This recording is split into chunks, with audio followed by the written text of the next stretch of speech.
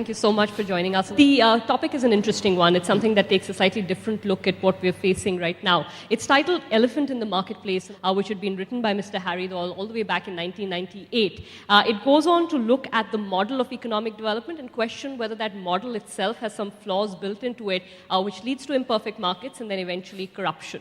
As I understand it, the basic premise is that the model is disruptive to an existing market, and the pure profit motive may not actually work in a developing economy. Joining us to talk this through, Mr. Harry Dahl himself, of course, Mr. Dinesh Trivedi, and Mr. Sohail Seth. Mr. Dahl, let me start with you, and let me first ask you to explain the premise as you saw it back in 1998, and something that perhaps remains relevant today as well. Well, actually, the title of The Elephant in the Marketplace was that we coined this in Washington at one of the World Bank summits, where we were looking at how developing countries have to battle with corruption the moment you bring in the Western narrative of development, and how when corporations and companies enter new markets, there is this whole issue of corruption that pops up. And because the corruption is there, so what really happens is at the initial stages, there are champions that are designed to be brought into this market. These so-called champions end up becoming monopolies. And these monopolies are actually like big elephants sitting in a marketplace. So what they really do is they don't really allow market actually to happen in the early stages of development, if you want to call it that. So in the early stages, there is no development taking place. All that's happening is that these elephants are getting fatter and fatter and fatter, and therefore they become monopolies, and therefore we call them the elephants in the marketplace, which block the functioning of the market. Just let's take that forward, Mr. Trivedi. Any thoughts initially, the model of development that's been followed? I mean, one could argue that there isn't an alternative model, fair enough, but then you start with this model, is the implementation the problem? Is it the creation of those elephants, as Mr. Dahl was saying, and perhaps not being able to prevent them? No, first we have to understand two things. The basic thing, that if we feel that we are living in a world which is absolutely perfect, if democracy is absolutely perfect model, I'm afraid it is not. But is it the best? Yes, it is, considering the nature of human beings.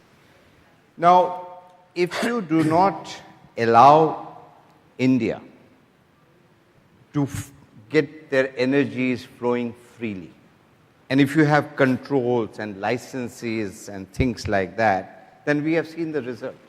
So somewhere down the line, you have got to understand that Indian mind is absolutely a free mind.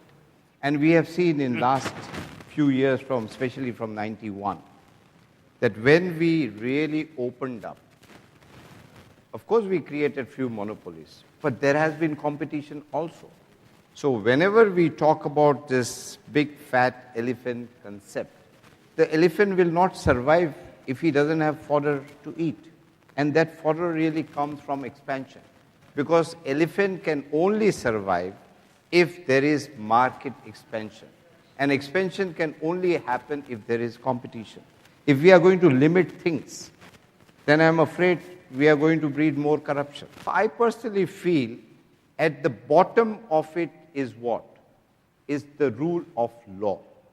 If there are 5 different sets of law, that if you are related to the Prime Minister or the Secretary, or if you are the party leader, or if you are the muscle man, then there is one law which is applicable for you. The problem here, I can tell you in conclusion, is of late, the bureaucracy, the police, everybody works for the party and not for the people. So that is where the danger is more, rather than a free competition with rule of law. And I think India has come of age, and I don't consider India at the moment developing. Otherwise, we'll remain all the time developing. It is now, I feel, a fully developed. And the benefit of this develop must reach the poorest of the poor. That is where the problem, that it has not reached. Mr. Seth, initial thoughts are whether it's the flaws in the model or in the implementation of the model? I think it's a lot to do with the people. We are basically a corrupt people. It's in our DNA to do jugaad, to do chori. So there are 3 things that have happened today. A, we are essentially a nation built by people or comprising people who want the easy way out. We always think of twisted logic. In China, if they ask you, are you going to Shanghai tomorrow? The Chinese will say no or yes. You ask an Indian, are you going to Coimbatore tomorrow? His answer will be, I've just come from Bombay. He won't answer the question. The third, which is very interesting, is that everyone, every time gets away. I have a theory, which I will say, but I may maybe hauled over the coals. I think 2-3 things need to happen way forward. Number one, we need some level of dictatorship in this country. The second, start executing people.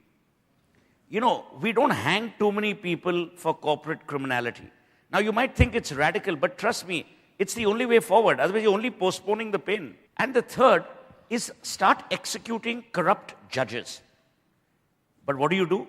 Balakrishnan, one of the most corrupt Chief Justices of India, you've made him chairman of the National Human Rights Commission. We are a fabulous country for rewarding failure with greater success. So fundamentally, no one has fear in this country.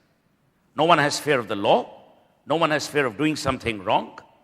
And everyone believes they can, if things permit, get away. I mean, the rule of law is, sort of relevant to what you have also stated in your article, because at the end of the day, whatever model you follow, it has to be implemented properly, and it has to be done in a manner where wrongs are punished and rights are encouraged. Maybe that's where we've sort of faltered. There was a book, I think it was The Future of Capitalism or something, and the author happened to be in India.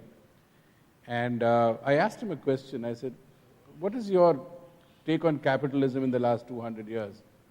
How come, if capitalism is so good, that time the population of the world was 6 billion, how come out of 6 billion people, almost 5.5 billion people are not really getting too much benefit out of capitalism? And how come the rich are getting richer and the poor are getting poorer? So, I mean, you don't have to be a rocket scientist to figure out that there's some tweaking required to be done to this model. So fundamentally, I think corruption is a side, or a side dish, if you like, of the main problem. And that is the fact that the present structure of capitalism just doesn't work. It's been widely debated, Mr. Reddy, over the last year and a half globally. I would just, tend to agree with Suhail, but I agree with him. See, what is the problem? Corruption perhaps would be in many places in the country. But the difference is, if you're caught, then by God, you will know what rule of law is. Here, they don't give a damn. You can be corrupt, you are promoted. Corruption is rewarded. Righteousness is punished. That is the problem. Larger section of good people will keep quiet. And in democracy, if you just keep quiet and say, oh my God, there's so much of corruption, blah, blah, blah, it doesn't work. You have got to come forward and fight corruption, not on the streets, but you have to fight intelligently, which is sustainable. Don't you also fight the root cause among, yes, there may be a propensity of the Indian people to be corrupt, but there is social inequality which has been there for a while. No, but there is no one else who's corrupt. We sometimes pontificate that, others are corrupt. Sure. Corruption begins from us. Correct. I think, Ira, the issue is all about legal and demonstrable punishment for corruption. The reality is the nexus in our country is building to the detriment of our economy. If we don't recognize that, we are creating for ourselves a rat trap which we will find difficult to extricate from. So the reality is as follows. Either we decide that corruption is an epidemic that needs to be exterminated with alacrity by reorganizing our judicial processes, or we allow it to continuously create the kind of havoc it's creating. And it's across the board. It's across the board. And you asked a fundamental question, why is this happening?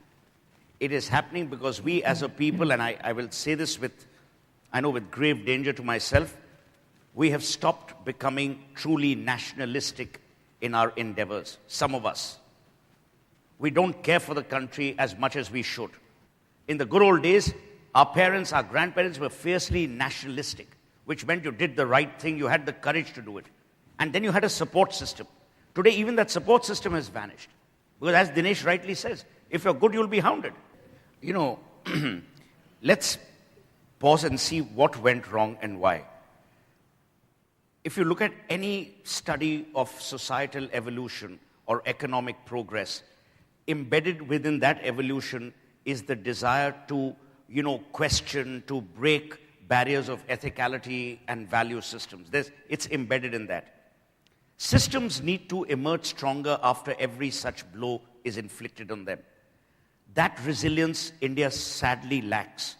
Number two, and I'm saying this without any cliche, I think the young of today, school children, something is going wrong with the way we are educating our children and the way parents are bringing their children up.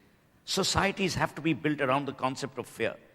Fear for the rule of law, for being shamed and embarrassed. No one today is shamed or embarrassed. No one. You can do what the hell you want and get away. That's why I'm saying start executing people.